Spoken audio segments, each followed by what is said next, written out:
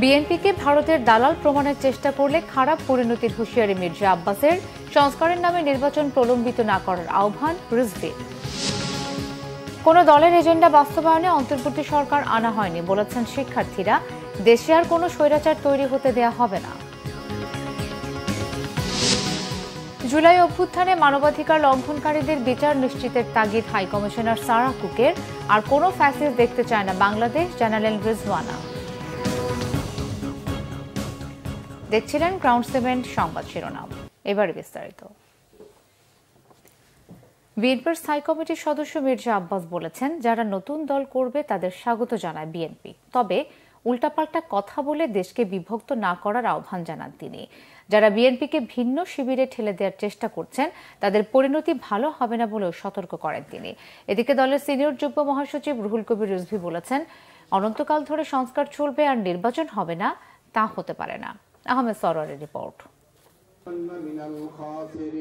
বিএনপির প্রতিষ্ঠাতা ও শহীদ রাষ্ট্রপতি জিয়াউর রহমান এবং সাবেক প্রধানমন্ত্রী বেগম খালেদা জিয়ার ছোট ছেলে আরাফাত রহমান কোকর দশম মৃত্যুবার্ষিকী উপলক্ষে নয়াপল্টন দলীয় কার্যালয়ে মিলাদ ও দোয়ার আয়োজন করা হয়।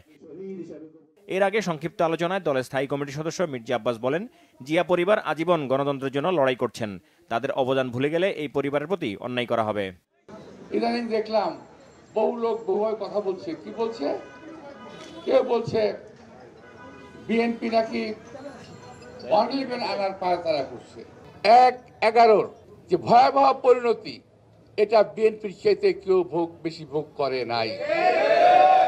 যদি আপনারা এই ধরনের কথাবার্তার সংঘাত বিভেদ এই 5ই আগস্টের পরে আজকে যদি করতে থাকেন, তাহলে কিন্তু দেশের গণতন্ত্র কোনোদিন চেহারা দেখবে না।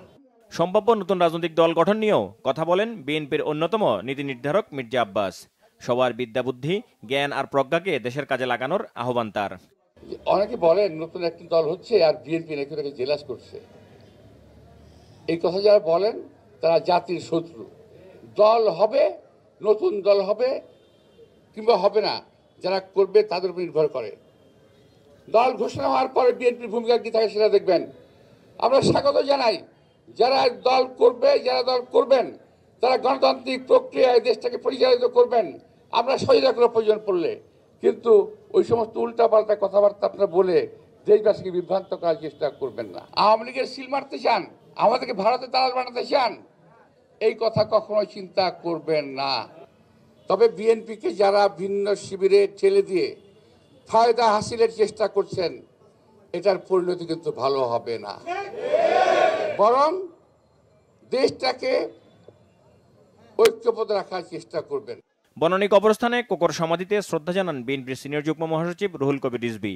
পরে রিজভী বলেন, ফ্যাসিস্ট শেখ হাসিনার মানসিক নির্যাতনের শিকার হয়ে মারা যান কোকো। তিনি বলেন, সব রাজনৈতিক দল আর ছাত্র জনতার দুনিয়া কাঁপানো আন্দোলনে শেখ হাসিনার পতন ঘটায়। এখন মানুষের প্রত্যাশা সুষ্ঠু নির্বাচন। জনপ্রত্যাশা, জনগণের প্রত্যাশা, এই সরকার নিরপেক্ষতার সাথে দায়িত্ব পালন করবে। এই সরকার গণতন্ত্রকে শক্তিশালী করার জন্য সকল পদক্ষেপ গ্রহণ করবে। কিন্তু যখন শুনি আগে সংস্কার পরে নির্বাচন, এ যেন মনে হয় শেখ হাসিনার সেই কথারই প্রতিধ্বনি যে আগে উন্নয়ন পরে গণতন্ত্র। এইটা তো অন্তর্বর্তীকালীন সরকারের কোনো লোক, কোনো উপদেষ্টা, তাদের কাছ থেকে তো এটা শোভা পায় না। এদিকে আরাফাত রহমান কোকর দশম মৃত্যুবার্ষিকী উপলক্ষে বিকালে গুলশানে দলের চেয়ারপারসনের কার্যালয়ে দোয়া ও মিলাদ মাহফিলের আয়োজন করা হয়। দলের কেন্দ্রীয় নেতারা এতে অংশ নেন। লন্ডন থেকে ভার্চুয়ালি যোগ দেন দলের ভারপ্রাপ্ত চেয়ারম্যান তারেক রহমান। আহমেদ সরওয়ার, বাংলা ভিশন, ঢাকা। চাপ দিয়ে সংস্কার কাজ আদায় করতে অন্তর্বর্তীকালীন সরকারকে ক্ষমতায় বসিয়েছে শিক্ষার্থীরা। কোনো রাজনৈতিক দলের এজেন্ডা বাস্তবায়নের জন্য নয়। বৈষম্য বিরোধী ছাত্র আন্দোলনের বেসরকারি বিশ্ববিদ্যালয় শাখার শিক্ষার্থীরা এসব কথা জানান, হুঁশিয়ার করে দেন, দেশে আর কোনো স্বৈরাচার তৈরি হতে দেয়া হবে না। শুক্রবার March for unity and justice কর্মসূচিতে বৈষম্য বিরোধী শিক্ষার্থীরা এসব কথা বলেন। বিস্তারিত মোবাশ্বের আহমদের রিপোর্টে। জুলাই আন্দোলনে বেসরকারি বিশ্ববিদ্যালয়ের ভূমিকা ও অবদান তুলে ধরতে শুক্রবার দুপুরে শাহবাগে প্রথমবারের মতো সমাবেশ করেছে বৈষম্য বিরোধী ছাত্র আন্দোলন সমন্বিত বেসরকারি বিশ্ববিদ্যালয়ের শিক্ষার্থীরা। ৩০টির বেশি বেসরকারি বিশ্ববিদ্যালয়ের শিক্ষার্থীরা March for unity and justice কর্মসূচিতে দলে দলে যোগ দেন। সমাবেশে বক্তব্য রাখেন জুলাই আন্দোলন চলাকালীন ঢাকাসহ দেশের বিভিন্ন জোন ও স্পটে বিক্ষোভে নেতৃত্বদানকারীরা। আহত নিহত প্রত্যেক ফ্যামিলির কাছে যেন সহযোগিতা সমানভাবে পৌঁছে যায় সেটা যেন নিশ্চিত করা সম্ভব হয়। যত চক্রান্ত হোক আমরা সার্বভৌমত্বের সামনে কোনো আপোষ করব না। শিক্ষার্থীরা বলেন, শুধু নির্বাচনের জন্য রক্ত দেওয়া হয়নি, তাই সংস্কার ছাড়া কোনো নির্বাচন সমর্থন করবেন না তারা। সংস্কার ব্যতীত নির্বাচন কিভাবে হতে পারে? তবে যারা নির্বাচন করে পাগল হয়ে যাচ্ছে তারাও কি আওয়ামী লীগের মতোই দুঃশাসন করার চিন্তা ভাবনায় আছে?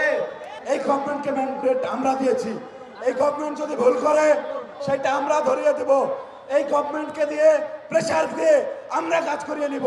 কিন্তু ছাত্র জনতার ম্যান্ডেট পাওয়া এই সরকারকে ব্যর্থ বলে যারা হটানোর চক্রান্ত করতেছে, নাম বলতেছি না, বিএনপি চেয়ারপারসনের এক উপদেষ্টা কথা পরশুদিন বলছে বিএনপি নাকি একটা ফু দিলেই সরকার উড়ে যাবে। আমি বলে দিতে চাই এই 17 বছর ফু দেন নাই কেন? আমরা যেমন মুজিববাদও চাই, মুজিববাদ চাই না, তেমনই কোন জিয়াবাদও চাই না। সমাবেশে অংশ নিয়ে জাতীয় নাগরিক কমিটির আহ্বায়ক জানান, আগামীর বৈষম্যহীন বাংলাদেশ বাস্তবায়নে অংশীদার হবে শিক্ষার্থীরা। বহু দলীয় গণতন্ত্রের প্রবক্তা এক দলীয় সংবিধানে কখনোই হতে পারে না, কখনোই হতে পারে না।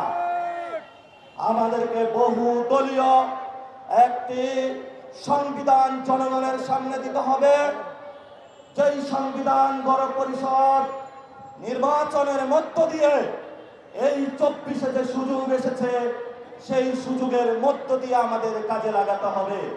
ব্যক্তি স্বার্থ হাসিলে যাতে কেউ বৈষম্য বিরোধী ছাত্র আন্দোলনের ব্যানার ব্যবহার করতে না পারে সে বিষয়ে সকলকে সতর্ক থাকার আহ্বান জানিয়ে জুলাই গণহত্যায় দায়ী আওয়ামী লীগ ও দোসরদের বিচার দাবি করেন শিক্ষার্থীরা।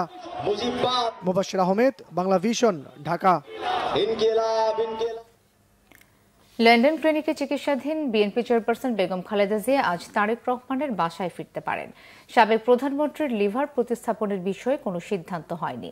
আপাতত ওষুধের মাধ্যমে চিকিৎসা চালিয়ে যাওয়ার পরামর্শ দিয়েছে medical board.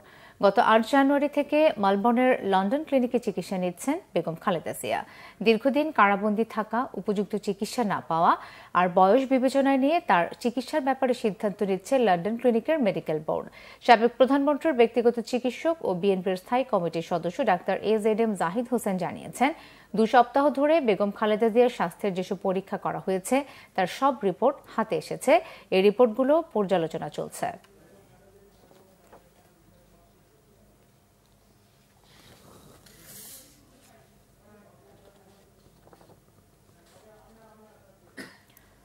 BNP chairperson Begum Khaleda জিয়ার ছোট ছেলে বিশিষ্ট ক্রীড়া সংগঠক আরাফাত রহমান কোকোর 10ম মৃত্যুবার্ষিকী উপলক্ষে দোয়ার আয়োজন করেছে যুক্তরাজ্য বিএনপি। পূর্ব লন্ডনের ব্রিকলেন জামে মসজিদে আয়োজিত দোয়া মাহফিলে যোগ দেবেন তারেক রহমান। এই মুহূর্তে সেখানে আছেন আমাদের যুক্তরাজ্য প্রতিনিধি মোহাম্মদ হান্নান। সরাসরি যুক্ত হচ্ছে তার সাথে। হান্নান, বেগম খালেদা জিয়াকে তারেক রহমানের বাসায় নেয়ার বিষয়ে সবশেষ কি তথ্য আছে আপনার কাছে? ধন্যবাদ মিথিলা, আপনি যেমনটি বলছিলেন যে আমার পেছনেই ব্রিকলেন মসজিদ, এই ব্রিকলেন মসজিদেই কিছুক্ষণ পরে আরাফাত রহমান কোকোর 10ম মৃত্যুবার্ষিকী উপলক্ষে দোয়া মাহফিল অনুষ্ঠিত হবে। ঠিক আর 10 মিনিট পরে, আর প্রায় 2 থেকে 3 মিনিট আগে এই মসজিদে প্রবেশ করেছেন ভারপ্রাপ্ত চেয়ারম্যান তারেক রহমান এবং তিনি প্রধান অতিথি হিসাবে এই দোয়া মাহফিলে অংশগ্রহণ করেছেন বা একটু পরে শুরু হবে দোয়া মাহফিল। এখান থেকে দোয়া মাহফিল শেষ হওয়ার পর তিনি যে লন্ডন ক্লিনিক রয়েছে সেখানে চলে যাবেন। সেখান থেকে আমরা ধারণা করছি আনুমানিক 9টার দিকে তিনি তার মাকে বেগম খালেদা জিয়াকে সাথে নিয়ে তারেক রহমান বাসায় ফিরে যাবেন এবং যেটি ধারণা করা হচ্ছে আনুমানিক 9টার দিকে হতে পারে এবং এই মিলাদটি শেষ হওয়ার পরপরই তিনি বের হয়ে যাবেন। এছাড়াও এই মিলাদে অংশ নেওয়ার জন্য এসেছেন বেগম খালেদা জিয়ার ব্যক্তিগত চিকিৎসক ডাক্তার জাহিদ হোসেনও, এবং তিনি আমাদেরকে কোনো ব্রিফিং দিবেন কিনা সেটি আমরা এখনো জানতে পারিনি। তবে আমরা চেষ্টা করব সর্বশেষ কোনো আপডেট রয়েছে কিনা, কারণ তিনি বলেছিলেন আজকে 2টি টেস্ট করা হতে পারে বেগম খালেদা জিয়ার। এই টেস্টগুলো ফলাফল জানার চেষ্টা করবো আমরা কি এসেছে এবং খালেদা জিয়া কতদিন বাসায় থাকবেন, এবং তিনি বলেছেন যে খালেদা জিয়া বাসায় ছুটিতে যাবেন, এখন আবারও হাসপাতালে ফেরত আসবেন কিনা সেই তথ্যটিও আমরা জানার চেষ্টা করব ডাক্তার জাহিদ হোসেনের কাছ থেকে। আর যেটি বলছিলাম, এখান থেকে হাসপাতালের দূরত্ব প্রায় 40 থেকে 50 মিনিটসের সময় লাগতে পারে, যেহেতু 7:30 পৌনে 8টার দিকে মিলাদটি শেষ হওয়ার পরপরই তারেক রহমান হাসপাতালে যাবেন এবং সেখান থেকে মাকে নিয়ে তার বাসায় যাওয়ার কথা রয়েছে। আমরা পরবর্তীতে আরো আপডেট পেলে আপনাদেরকে জানিয়ে দিব। হান্নান, আপনাকে ধন্যবাদ। যুক্তরাজ্য থেকে জানাচ্ছিলেন মোহাম্মদ হান্নান। জুলাই অভ্যুত্থানে যারা মানবাধিকার লঙ্ঘন করেছে তাদের জবাবদিহিতা নিশ্চিত করার আহ্বান জানিয়েছেন ঢাকায় নিযুক্ত যুক্তরাজ্যের হাই কমিশনার সারা কুক। বাংলাদেশে গণতন্ত্র ও মত প্রকাশের স্বাধীনতা প্রতিষ্ঠায় যুক্তরাজ্য পাশে থাকবে বলেও জানান তিনি। জুলাই গণঅভ্যুত্থানে শুক্রবার রাজধানীর শিল্পকলা একাডেমিতে চিত্র প্রদর্শনীর আয়োজন করে দৈনিক প্রথম আলো। এতে অংশ নিয়ে যুক্তরাজ্যের হাইকমিশনার সারা কুক বলেন, জুলাই আন্দোলনের সময় সংঘর্ষ ও প্রাণহানির ঘটনায় বন্ধু রাষ্ট্র হিসেবে যুক্তরাজ্য খুবই ব্যথিত। বন পরিবেশ উপদেষ্টা সৈয়দ রেজওয়ানা হাসান বলেছেন, জুলাই আত্মত্যাগকারীরা পরিবর্তনের বাংলাদেশ দেখতে চায়, আর কোনো স্বৈরাচারীকে তারা দেখতে চায় না। পরে ব্রিটিশ হাইকমিশনার জাতীয় চিত্রশালায় জুলাই জাগরণের চিত্র প্রদর্শনী ঘুরে দেখেন।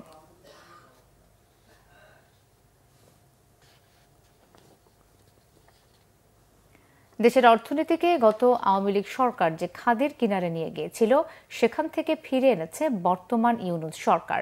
মধ্যম আয়ের দেশে বাংলাদেশকে কমিশন পেতে সব ধরনের সহযোগিতার আশ্বাসও দিয়েছেন বৈশ্বিক বাণিজ্য অংশীদাররা। বিশ্ব বাণিজ্য সংস্থার মহাপরিচালক সহ বিদেশি বিনিয়োগকারীরা প্রধান উপদেষ্টা অধ্যাপক মোহাম্মদ ইউনূসকে এই আশ্বাস দিয়েছেন। প্রধান উপদেষ্টা সফরের শেষ দিনে শুক্রবার বিশ্ব বাণিজ্য সংস্থার মহাপরিচালক নিগোজি ওকনজোলয়লার সাথে দ্বিপাক্ষিক বৈঠক করেন। মধ্যম আয়ের দেশ হিসেবে বাংলাদেশকে সর্বাত্মক সহযোগিতার আশ্বাস দেন তিনি। এছাড়া আওয়ামী লীগ সরকারের পতনের পর সরাসরি বিদেশি বিনিয়োগের যে ঘাটতি ছিল তা দ্রুতই বেড়ে যাবে বলে আশাবাদ প্রকাশ করেন প্রধান উপদেষ্টা। দাভোস সফরের শেষ দিনে বেশ কয়েকটি বিদেশি বিনিয়োগকারী প্রতিষ্ঠান প্রধান উপদেষ্টার সাথে বৈঠকে বাংলাদেশে বিনিয়োগের আগ্রহের কথাও জানান। কোন রাজনৈতিক দলের বক্তব্য মন্তব্যের প্রতিক্রিয়া দেয়া অন্তর্বর্তীকালীন সরকারের দায়িত্ব নয় বলে মনে করছেন বিশ্লেষকরা। বিশ্লেষক আবু আলম শহীদ খান বলেছেন, উপদেষ্টাদের বিচ্ছিন্ন মন্তব্য এবং রাজনৈতিক দল গঠন প্রক্রিয়ায় থাকা ছাত্রদের প্রতিক্রিয়া একই হওয়ায় সন্দেহ বাড়ছে। সুপ্রিম কোর্টের আইনজীবী আবু হেনা রাজ্জাকি মনে করেন, অন্তর্বর্তীকালীন সরকারের সঙ্গে রাজনৈতিক দলগুলো সমন্বয় করে কাজ করতে হবে। মিরাজ হোসেন গাজীর রিপোর্ট। বুধবার বিবিসি বাংলার সঞ্চালকের প্রশ্নে বিএনপি মহাসচিব বলেন, যদি সরকার সম্পূর্ণ নিরপেক্ষ থাকে তাহলে নির্বাচন পর্যন্ত তারা থাকবে, আর তা না হলে তো নিরপেক্ষ সরকারের প্রয়োজন হবে। এর জবাবে তথ্য ও সম্প্রচার উপদেষ্টা নাহিদ ইসলাম ফেসবুক পোস্টে লিখেন, বিএনপি মহাসচিবের নিরপেক্ষ সরকারের দাবি মূলত আরেকটা ১/১১ সরকারের ইঙ্গিত বহন করে। এমন পাল্টাপাল্টি বক্তব্যের পরই শুরু হয় রাজনৈতিক নানা আলোচনা বিতর্ক।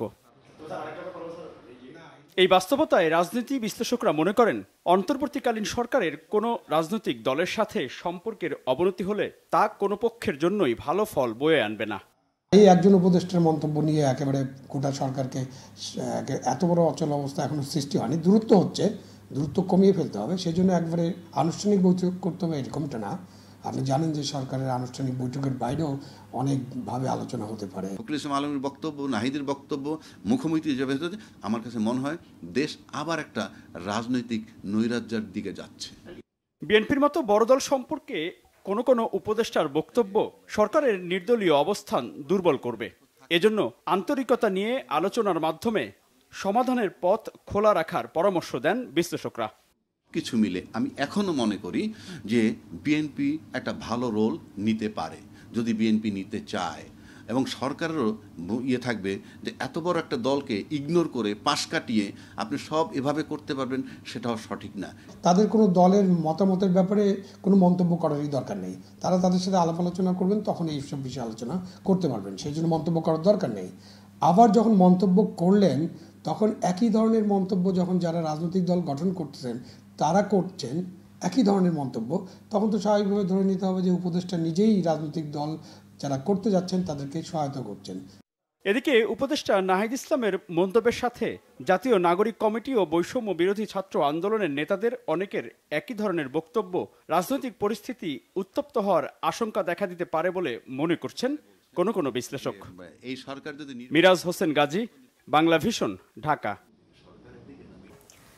ওয়ার্ডে ওয়ার্ডে গিয়ে স্থানীয়দের জন্য নিবেদিত প্রাণ হয়ে কাজ করতে চান বলে জানিয়েছেন বিএনপি নেতা ইঞ্জিনিয়ার ইশরাক হোসেন।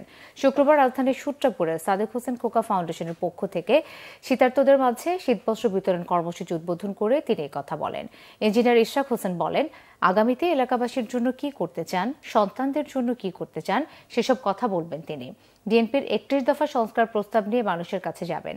গণহত্যার জন্য শেখ হাসিনার বিচারের কথা বলবেন। প্রত্যেকটা ওয়ার্ডে ও থানায় গিয়ে স্থানীয়দের জন্য কি করতে চান তা জানাবেন। সন্তানদের কর্মসংস্থান আর চিকিৎসার ব্যবস্থা করার প্রতিশ্রুতিও দেন তিনি।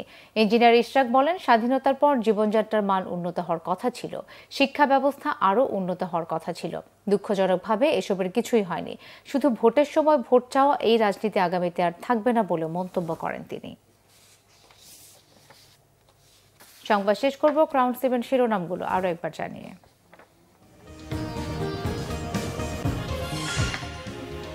বিএনপিকে ভারতের দালাল প্রমাণের চেষ্টা করলে খারাপ পরিণতির হুঁশিয়ারি মির্জা আব্বাসের। সংস্কারের নামে নির্বাচন প্রলম্বিত না করার আহ্বান রিজভির। কোন দলের এজেন্ডা বাস্তবায়নে অন্তর্বর্তী সরকার আনা হয়নি বলেছেন শিক্ষার্থীরা। দেশে আর কোনো স্বৈরাচার তৈরি হতে দেয়া হবে না। জুলাই অভ্যুত্থানে মানবাধিকার লঙ্ঘনকারীদের বিচার নিশ্চিতের তাগিদ হাই কমিশনার সারাহ কুকের। আর কোনো ফ্যাসিস্ট দেখতে চায় না বাংলাদেশ, জানালেন রিজওয়ানা।